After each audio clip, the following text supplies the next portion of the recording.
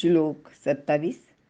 सर्वाणि इंद्रियकर्माणि प्राणकर्माणि चापरे आत्मसंयमयोगाग्नौ जुह्वति ज्ञानदीपिते. अर्थ, दुसरे काही लोक ज्ञानाने प्रज्वलित अशा आत्मसंयमरूपी योगाग्नीत सर्व इंद्रियांचे आणि प्राणकर्माचे हवन करतात.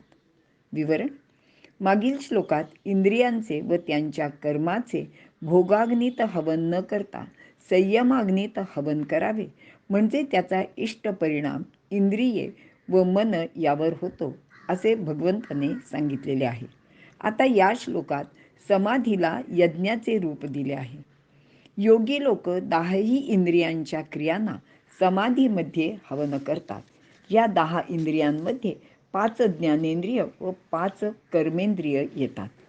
समाधीत मनबुद्धीसहित सर्व इंद्रियांच्या क्रिया थांबतात. मन व इंद्रिय निश्चल शांत असतात. समाधीत प्राणांच्या क्रियेचेही हवन होते, म्हणजेच प्राणाची क्रिया थांबते. यामध्ये हठयोगी समाधीत कुंभकाचा प्रयोग करतात.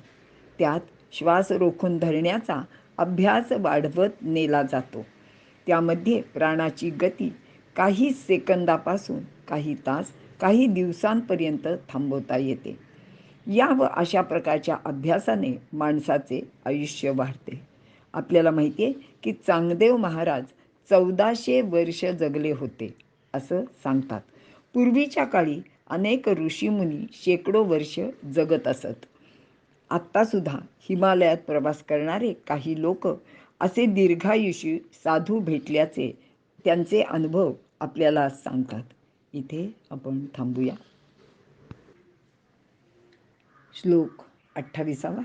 द्रव्ययज्ञास्तपोयज्ञा योगयज्ञास्तथा परे स्वाध्यायज्ञानयज्ञाश्च यतयः संशितव्रताः. अर्थ, दुसरे कोणी अगदी कठीण व्रत करणारे, द्रव्याने यज्ञ करणारे, तपोयज्ञ करणारे, योगयज्ञ करणारे आणि स्वाध्याय ज्ञानाने यज्ञ करणारे यती असतात. विवरण: मागील श्लोकातून विविध प्रकारच्या यज्ञांचे वर्णन केलेले आहे. त्या व्यतिरिक्त काही यज्ञ या श्लोकात सांगितले आहेत. याचा उद्देश असा आहे की अगदी योग्यापासून सामान्य लोकांपर्यंत, ज्ञानी लोकांपासून साधारण बुद्धिमत्ता असणाऱ्यांना सुद्धा आपल्या कुवतीप्रमाणे यज्ञ करताच येतो. यज्ञ म्हणजे देणे, समर्पण करणे आणि समर्पण भावनेतून माणसाची उन्नती होत जाते, ही महत्त्वाची गोष्ट लक्षात घेतली पाहिजे आणि मग यज्ञाचा अर्थ नीट समजून घ्यावा लागतो. यतयाः म्हणजे प्रयत्नशील साधक, संशित व्रताः तीक्ष्ण व्रत करणारे. यतय संशित व्रताः अहिंसा, सत्य, अस्तेय, चोरी न करणे, ब्रह्मचर्य आणि अपरिग्रह, भोग बुद्धीने संग्रह न करणे, हे 5 यमनियम आहेत. यांना महाव्रत असे म्हणतात. शास्त्रात याची खूपच प्रशंसा केलेली आहे. संसार विमुख होणाऱ्या साधकांसाठी संशित व्रता हे पद वापरले जाते. जे या व्रतावर दृढ राहून याचे आचरण करणारे असतात आणि त्यासाठीच सतत प्रयत्नशील राहतात. यामध्ये खरे तर द्रव्य, तप, योग आणि ज्ञान यांचा सुद्धा समावेश आहे. तरीसुद्धा त्यांचा अर्थ नीटपणे ध्यानात येण्यासाठी त्याचा स्वतंत्रपणे विचार या श्लोकात केलेला आहे. द्रव्ययज्ञ आपल्याजवळील द्रव्याचा म्हणजे धनाचा, संपत्तीचा लोकहितार्थ उपयोग करणे. यासाठी विहिरी, तलाव, धर्मशाळा, पाठशाळा बांधणे, अभावग्रस्त लोकांना अन्न, वस्त्र, जल, औषध यांची व्यवस्था करणे, अनाथ मुलांसाठी, वृद्धांसाठी आश्रम सुरू करणे, विद्यार्थ्यांना शैक्षणिक साहित्य उपलब्ध करून देणे, रुग्णांसाठी दवाखाने व इतर सुविधा पुरवणे. यासाठी प्रत्यक्ष द्रव्य, जमीन, इमारत यांचे दान करणे. तसेच संपत्तीबरोबर शरीर संपत्तीचा सुद्धा सदुपयोग करणे. यामध्ये चांगल्या कामासाठी श्रमदान करणे, दुसऱ्यांना अडचणीचे वेळी उपयोगी पडणे, मदत करणे, हा सुद्धा एक द्रव्ययज्ञच आहे. मात्र या सर्व गोष्टी करताना त्यातून कोणत्याही वैयक्तिक लाभाची अभिलाषा मनात असता कामा नये. यामध्ये समाजात मान, कीर्ती, प्रसिद्धी लाभावी ही सुद्धा अपेक्षा असता कामा नये. केवळ समर्पण बुद्धीने, त्याग भावनेने हे सर्व घडायला हवे. तपोयज्ञ आपल्या स्वधर्म पालनात ज्या प्रतिकूलता किंवा अडचणी निर्माण होतात त्यांना सहजपणे किंबहुना अगदी हसतमुखाने सामोरे जाणे, यालाच तपोयज्ञ असे म्हटले आहे. तप म्हणजे त्रास सहन करणे. या व्यतिरिक्त लोकहितार्थ व्रतांचा स्वीकार करणे. यामध्ये पहिल्या काळातील लोकांनी स्त्री शिक्षण, विवाह, जातीयता निर्मूलन इत्यादीसाठी जी कामे केली त्यासाठी त्यांनी आपले आयुष्य वेचले, ते सुद्धा एक प्रकारचे तपच होते. ज्ञानदेव एकनाथ महाराज यांनी स्वदेशी म्हणजे मराठी भाषेत वेदांचे ज्ञान सामान्य लोकांसाठी सांगितले. हा तर वाग्यज्ञ लोककल्याणासाठीच होता. असे लोकहितार्थ काम करताना प्रतिकूल घटना, त्रास देणारी व्यक्ती किंवा वस्तू प्राप्त झाली तरी हा साधक आपले काम प्रसन्नपणे हसतमुखाने करीत असतो आणि ही फार मोठी तपश्चर्या आहे. आणि ज्ञानदेव आणि एकनाथ महाराजांप्रमाणेच आपल्याला तुकाराम महाराजांचेही उदाहरण येथे लक्षात घेतले पाहिजे. रस्त्यावर पडलेला कचरा, घाण किंवा मनाला त्रास देणाऱ्या गोष्टी आहेत. काही सुज्ञ लोक याकडे सहज दुर्लक्ष न करता, त्याचा मनाला त्रास न मानता त्या गोळा करतात आणि स्वच्छता ठेवायचा प्रयत्न करतात आणि त्या कचऱ्यावर किंवा त्या गोष्टींवर प्रक्रिया करतात. त्यापासून उपयुक्त वस्तू किंवा खत तयार करतात. त्या वाया गेलेल्या गोष्टीचा सदुपयोग करतात.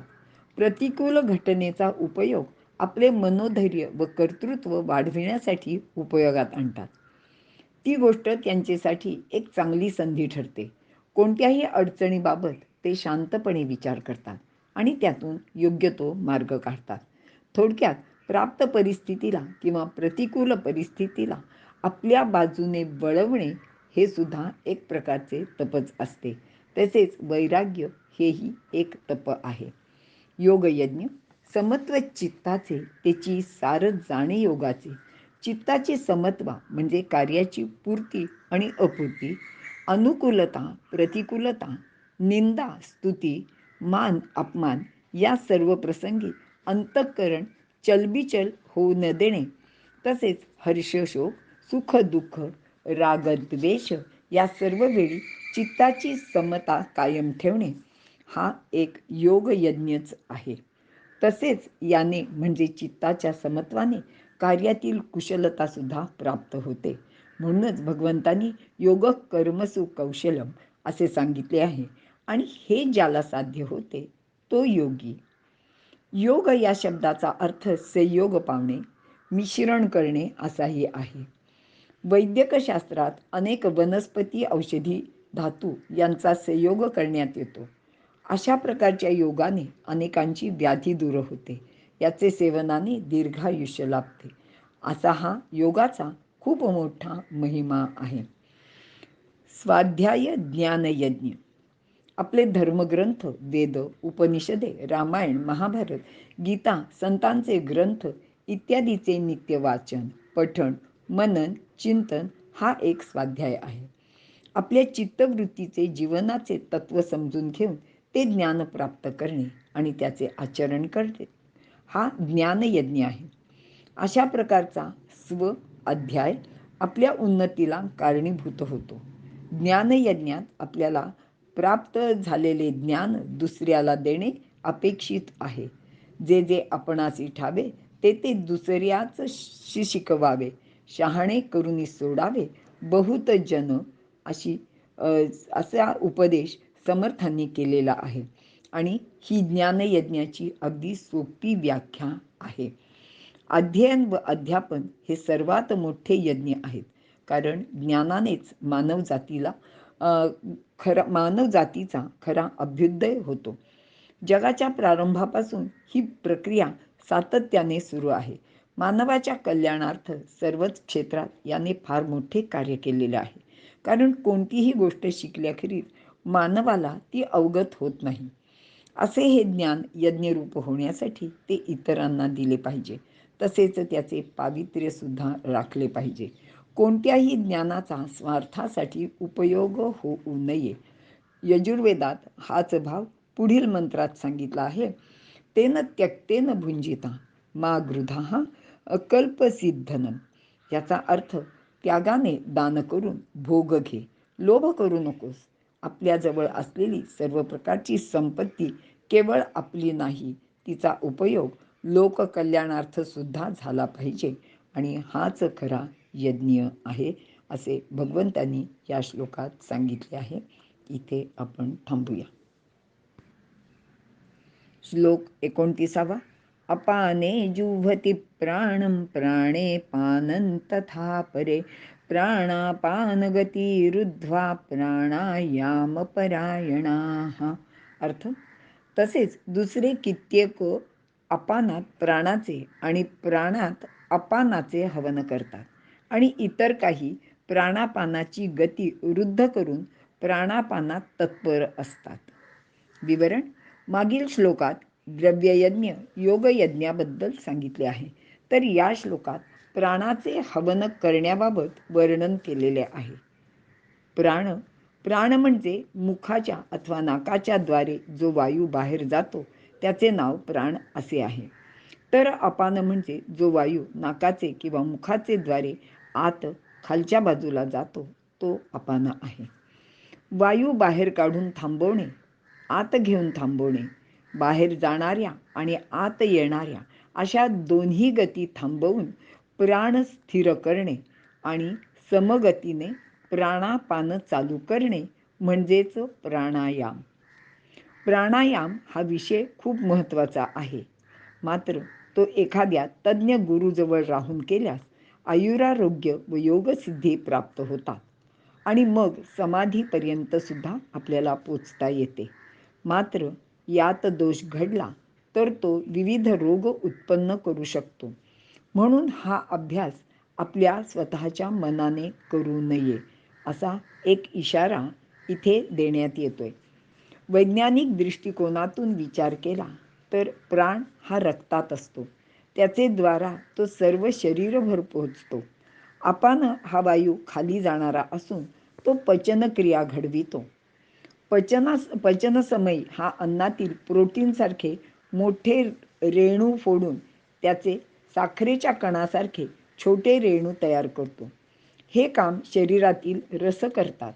रक्तापासून रस तयार होतात व रसापासून रक्त, अशी ही देवाणघेवाण प्रक्रिया आहे. आधुनिक विज्ञानाने मान्य केलेल्या या गोष्टी आपल्या प्राचीन ऋषींना ज्ञात होतात. त्यांना अनेक प्रकारचे ज्ञान होते. जोपर्यंत ही ज्ञान प्रक्रिया सुरू होती तोपर्यंत ज्ञानाचा खरा उपयोग केला जात होता. रक्त व रस यामुळे शरीर वृद्धिंगत होते आणि यामुळेच प्रसवण्याची क्रिया घडते. रक्तापासून रेत व वीर्य तयार होते, त्यापासून प्रजा निर्माण होते. सहयज्ञा प्रजा सृष्ट्वा असे भगवंतांनी मागील अध्यायात श्लोक 10 मध्ये सांगितले आहे. ब्रह्मदेवाने प्रजा निर्माण केल्या तेव्हाच यज्ञ निर्माण केले व त्याने प्रजेला सांगितले की या यज्ञाने तुम्ही प्रसवाल, म्हणजेच वृद्धिंगत व्हाल. अपत्य निर्मिती हा एक फार मोठा यज्ञ मातेच्या उदरात होत असतो. त्याची निर्मिती रक्त, रस, वीर्य, रेत यापासून होते. अपत्याची वाढसुद्धा रक्तापासूनच होते. अपत्य जन्मानंतर मातेकडून बाळाला मिळणारे दूधसुद्धा रक्तामुळे व रसामुळेच निर्माण होते. जगातील सर्वात मोठा आश्चर्यकारक असलेला असा हा यज्ञ आहे. इथे आपण थांबूया. श्लोक 30. अपारे नियताहारा प्राणान् प्राणेषु जुह्वति सर्वेप्येते यज्ञविदो यज्ञक्षपितकल्मषाः. अर्थ, काही लोक आहार नियमित करून प्राणात प्राणांचे हवन करतात. हे सर्व लोक यज्ञ जाणणारे आणि यज्ञद्वारा आपले पाप दूर करणारे असे असतात. विवरण: या श्लोकात यज्ञ म्हणजे काय ते जाणणारे लोक नियमित आहार घेऊन प्राणयज्ञ कसा करतात याचे वर्णन केलेले आहे. नियताहारा, नियमित आहार घेणे, आपल्या शरीराला जेवढा आवश्यक तेवढाच आहार घेणे, त्यापेक्षा जास्त किंवा कमी आहार हानिकारक असतो. हा विचार अध्याय 6 मध्ये श्लोक 17 मध्ये सांगितलेला आहे. युक्ताहार विहारस्य. आहार म्हणून जे अन्न आपण भक्षण करतो त्यामध्ये प्राण तर असतोच. मांसाहार करणारे तर प्रत्यक्ष प्राणी मारून खातात. शाकाहारी लोकसुद्धा धान्यकणात, कंदमुळात, विविध फळात असणारे प्राण सेवन करतात आणि जीवो जीवस्य जीवनम असे हे चक्र सतत सुरू राहते. म्हणजेच एक प्राण दुसऱ्या प्राणात हवन करतो. म्हणून उदरभरण नोहे जाणी जे यज्ञकर्म असे आपल्याला लहानपणापासून सांगितले जाते. भोजन किंवा भक्षण करणे ही एक यज्ञक्रिया आहे. येथे आवश्यक तेवढेच ग्रहण करावे. अति खाल्ले तर अनेक प्राण वाया जातात आणि ती एक प्रकारची हिंसाच ठरते. आणि कमी खाल्ले तर त्यायोगे शरीरातील अनेक प्राण मरतात आणि ती सुद्धा हिंसा होऊ शकते. इतरांना किंवा स्वतःच्या शरीराला पीडा देणे पाप आहे आणि पापाय परपीडनम असं आपल्याला सांगितलेलं आहे व्यास ऋषींनी. हे लक्षात घेऊन नियत आहार सेवन करावा. तो खरा प्राणयज्ञ असतो. इतर लोक फक्त उदरभरण करीत असतात. म्हणूनच भगवंत अन्नभक्षणाला प्राणांचे प्राणात हवन करणारा यज्ञ असे म्हणतायत. या प्रकारच्या यज्ञाने पाप नाहीसे होते. या संबंधात शिबीराजाची गोष्ट आहे. छोट्या पक्षाला वाचविण्यासाठी तो स्वतःचे मांस कापून देऊन दुसऱ्या पक्षाचा जीव वाचवतो. येथे राजाने स्वतःचा प्राण धोक्यात घालून दोघांचा प्राण वाचविला होता. श्रेष्ठ दान म्हणजेच श्रेष्ठ यज्ञ कोणता हे धर्मराजाला ब्राह्मणाची गोष्ट सांगून सोनेरी मुंगसाने पटवून दिले होते. दान लहान का मोठे असा फरक नसतो, तर कर्त्याचा हेतू महत्त्वाचा असतो. त्यामुळे त्यात नैतिकदृष्ट्या फरक पडतो. तो लक्षात घ्यायला हवा. त्याग करताना त्यामागची बुद्धीची शुद्धता महत्त्वाची असते. गरीब ब्राह्मणाने द्रव्याअभावी मोठा यज्ञ अगर दान दिले नव्हते, पण स्वतः तो व त्याचे संपूर्ण कुटुंब अनेक दिवस उपाशी असताना अत्यंत आनंदाने व समाधानाने स्वतःजवळ असलेले सर्व भोजन उपाशी असलेल्या एका भुकेल्या अतिथीला देऊन स्वधर्माचे पालन करतात. त्यानंतर अन्नाअभावी या सर्व कुटुंबाला आपले प्राण गमवावे लागलेले होते. हा खरा प्राणयज्ञ झाला. इथे आपण थांबूया. सोनेरी मुंगसाची गोष्ट आपल्या सर्वांना माहिती आहे असं मी गृहीत धरलं आहे, म्हणून इथे ती सांगितली नाही आहे, तर ते लक्षात घ्यावं. इथे थांबते. श्लोक 31. यज्ञशिष्टामृतभुजो यान्ति बृहं सनातनं नायल्लोकोऽस्त्ययज्ञस्य कुतोऽन्यः कुरु सत्तम. अर्थ: हे कौरवश्रेष्ठ अर्जुना, यज्ञ करून अवशिष्ट राहिलेल्या अमृताचे भोजन करणारे सनातन ब्रह्माला प्राप्त होतात. यज्ञ न करणाऱ्याला जर हा लोक सुखदायक होत नाही, तर त्याला परलोक कोठून मिळणार बरे? विवरण: मागील श्लोकातून विविध प्रकारचे यज्ञ व त्यांचे महत्त्व सांगितलेले आहे. या श्लोकात यज्ञ करून जे अवशिष्ट राहिलेले आहे त्याचे भोजन करावे असे भगवंत सांगत आहेत. त्याने माणसाला इह आणि परलोकी सुख प्राप्त होते. अमृत, यज्ञ करून शिल्लक राहिलेले.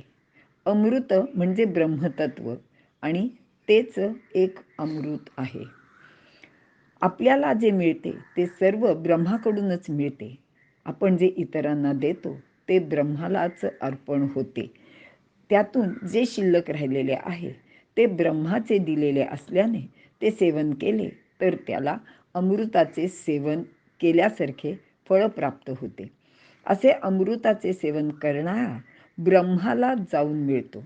दुसऱ्याला न देता जो स्वतःच एकटा भक्षण करतो किंवा त्या गोष्टीचा उपभोग घेतो, तो यज्ञाचे मर्मच जाणत नाही. म्हणून त्याची कृती अयज्ञ ठरते. अशा लोकांना इहलोकात सुख मिळत नाही, मान मिळत नाही. मग परलोकांबद्दल त्यांच्याबाबत विचारसुद्धा करू नये. माऊली पुढील 4 शब्दात असं सांगतात की जयाचे ऐहिक धड नाही, तयाचे परत्र पुससी काही. त्यांना समाजात, घरात कोणीसुद्धा विचारत नाही. ते फक्त स्वतःपुरतंच पाहतात. म्हणजेच ते अप्पलपोटे असतात.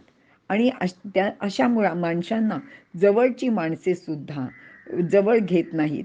त्यांचा तिरस्कार करत राहतात. आणि मग इतर म्हणजे समाजाचा तर विचारसुद्धा करायला नको.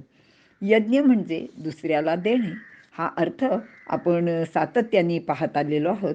आपल्या जवळील थोडा भाग तरी इतरांना द्यावा. यज्ञ या शब्दाचा व्यापक अर्थ लक्षात घ्यायला हवा. कारण अशा देण्यातूनच समाजातील विषमता कमी करण्याचा प्रयत्न केला जातो. म्हणून यज्ञ हा चांगल्या समाज रचनेचा एक पाया आहे. यजुर्वेदाच्या मंत्रात हाच भाव व्यक्त केलेला आहे. त्यागाने दान करून भोग घे, लोभ धरू नकोस. हे धन कोणाचे आहे? आपल्याजवळ असलेले सर्व लोककल्याणार्थासाठी खर्च करून शिल्लक राहिलेल्याचाच भोग आपण घ्यावा. याचं कारण असं आहे की आपण मिळवलेले धन हे कोणा एकाचे नसते, ते सर्वांचे आणि सर्वांसाठी असते. यासाठी स्वतः जे धनाचा किंवा इतर गोष्टींचा म्हणजे आपल्याजवळील धान्य, जमीन किंवा अनेक उपभोग्य वस्तू, जीवनावश्यक गोष्टी यांचा संग्रह करतात, ते पापी होतात. मात्र दानाद्वारे आपल्या धनाचा यज्ञ करणारे पुण्यशील होऊन त्यांना सद्गती प्राप्त होते. आता यज्ञ न केल्यास इहलोकीही सुव्यवस्था राहत नाही. कारण जर माणसाची दानवृत्ती, त्यागवृत्ती लुप्त झाली तर समाजात फार मोठी विषमता येते. मग आपापसात द्वेष, मत्सर या भावना निर्माण होतात. मग कलह माजतात. माणसेच माणसांचा घात करतात. त्यांचे जीवन पशुपेक्षा अवनत होत जाते. यज्ञामुळे माणसाचे माणूसपण टिकून राहते. म्हणून माणसाबरोबरच यज्ञाची उत्पत्ती झाली असे भगवंत सांगतात.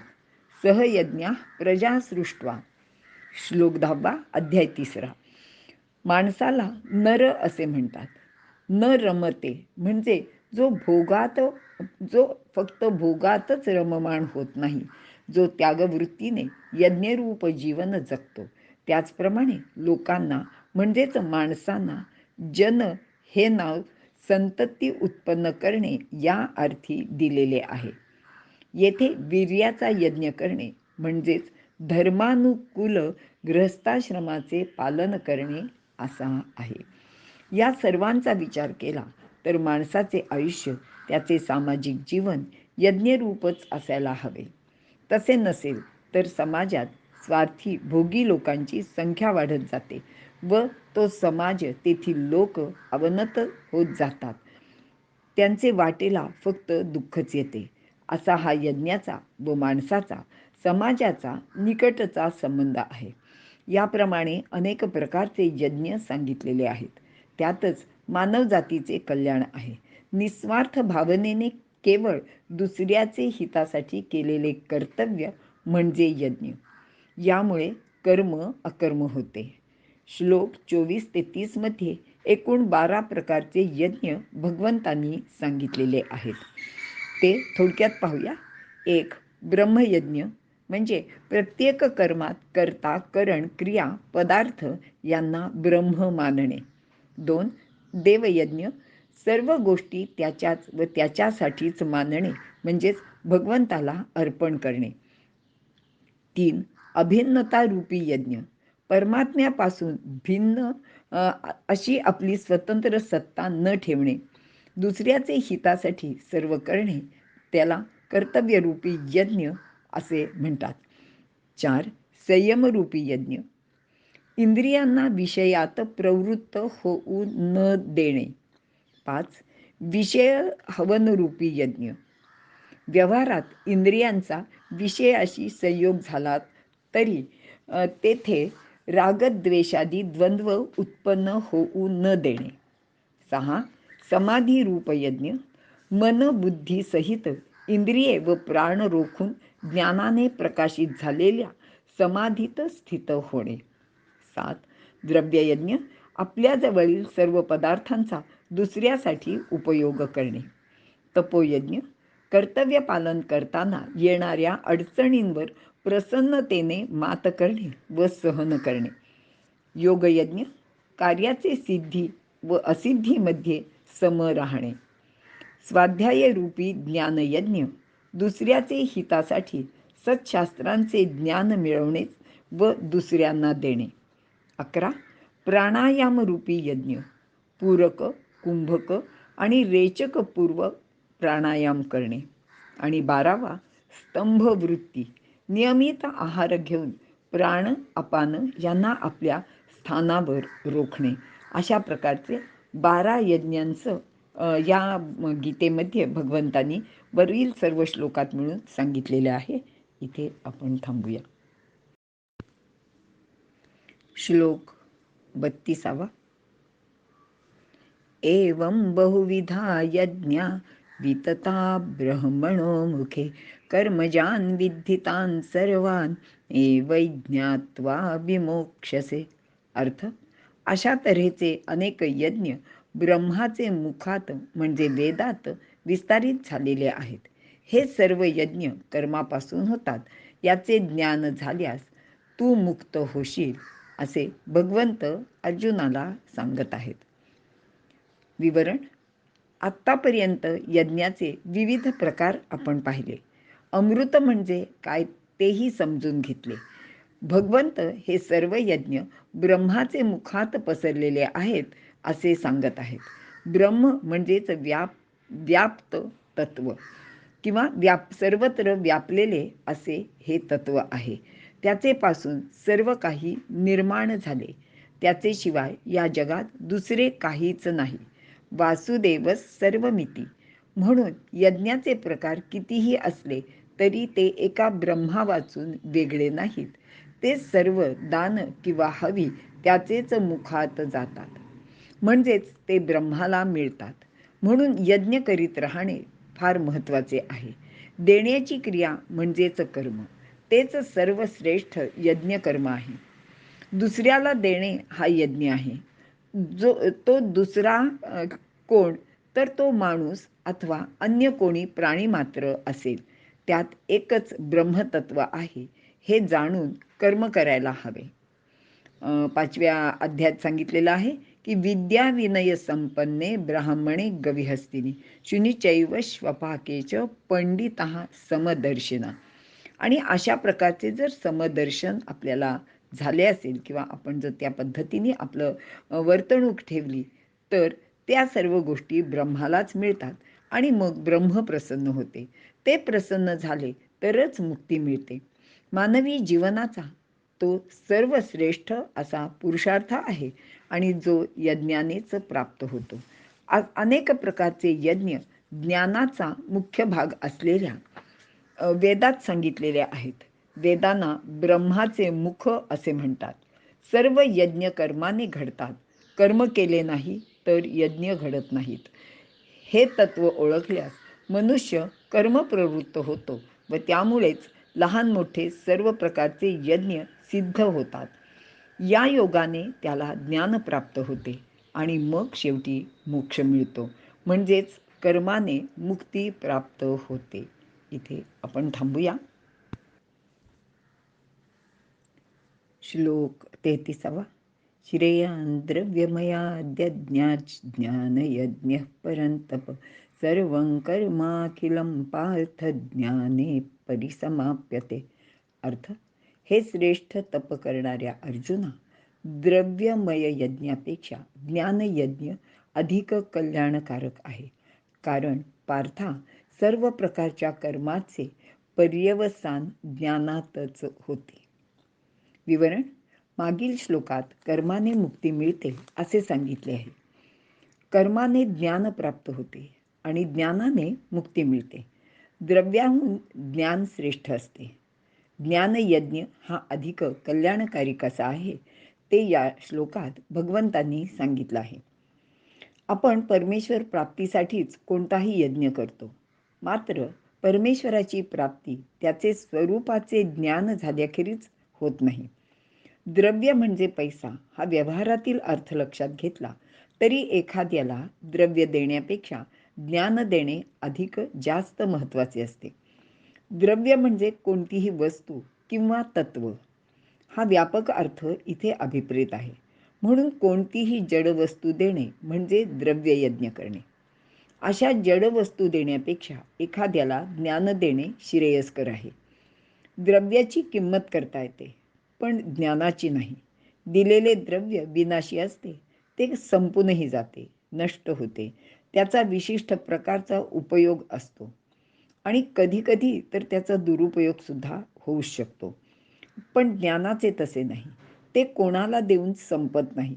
घेणाऱ्याजवळसुद्धा ते कायमस्वरूपीच राहते आणि ज्ञानाचा उपयोग कोठेही करता येतो. जगातील कोणतेही कर्म शेवटी ज्ञानातच समाप्त होते. कारण आपण जे कर्म करतो त्यातून आपल्याला ज्ञानच मिळत असते. कर्म म्हणजे कोणती तरी क्रिया. श्वास घेणे, सोडणे हे सुद्धा कर्मच आहे. आता श्वास घेण्यामुळे हवा शुद्ध किंवा अशुद्ध आहे, हवेत सुगंध आहे का दुर्गंध आहे, याचे ज्ञान आपल्याला होते. अशा प्रकारे प्रत्येक कर्मामुळे माणसाला ज्ञानच होते. आपण एखाद्याला दान दिले तर त्यापासून काय ज्ञान होईल? तर आपण ज्याला ज्ञान देतो त्याची माहिती आपल्याला मिळते. मिळालेल्या दानाचे तो काय करतो, त्याला त्याची खरी गरज होती का नाही, या गोष्टीसुद्धा कळतात. मग आपण केले ते बरोबर का चूक हे सुद्धा कळते. या किंवा आणि अशा अनेक गोष्टी पुढील वेळी करायच्या का नाही याचा निर्णय घेण्यासाठी सुद्धा याचा उपयोग होतो. जयद्रथाची महाभारतातील गोष्ट आहे. वनवासात असताना त्याने द्रौपदीला पळवून नेली. भीमार्जुनाने द्रौपदीला सोडून आणले. त्याचबरोबर जयद्रथाला पकडून आणले. धर्मराजाने त्याला थोडेसे शासन करून सोडून दिले. पण भीमार्जुनांचे म्हणणे होते की याला मृत्यूदंडच द्यायला हवा. पण धर्मराजाने त्यांचे ऐकले नाही आणि कुरुक्षेत्रावरच्या युद्धात याच जयद्रथाने अभिमन्यूला कपटाने ठार मारण्यात मोठा पुढाकार घेतला होता. दुष्ट शत्रूला दया दाखवू नये याचे ज्ञान पांडवांना झाले आणि पुढील युद्ध करताना कर्ण, दुर्योधन यांचा वध करताना ते त्यांना उपयोगीच पडले. रामायण, महाभारत व आपला पूर्व इतिहास यांचा अभ्यास शिवाजी महाराजांनी नीटपणे केला होता. मागील लोकांच्या कर्माने त्यांना जे ज्ञान झाले ते महाराजांनी त्यांचे राजकारण, युद्धकारण, शत्रूशी कसे वागावे यासाठी उपयोगात आणले. ज्ञानाने मोक्ष मिळतो, ज्ञानाने स्वातंत्र्य मिळते, स्वाधीनता प्राप्त होते, अभ्युदय होतो. यामध्ये लौकिक ज्ञानाप्रमाणेच पारमार्थिक ज्ञान पण महत्त्वाचेच आहे. दोन्ही प्रकारच्या ज्ञानाने माणसाचा फायदाच होतो. प्रत्येक कर्म ज्ञानात समाप्त होते. ब्रह्मज्ञान प्राप्त झाले की जाणावयाचे असे काहीच शिल्लक राहत नाही.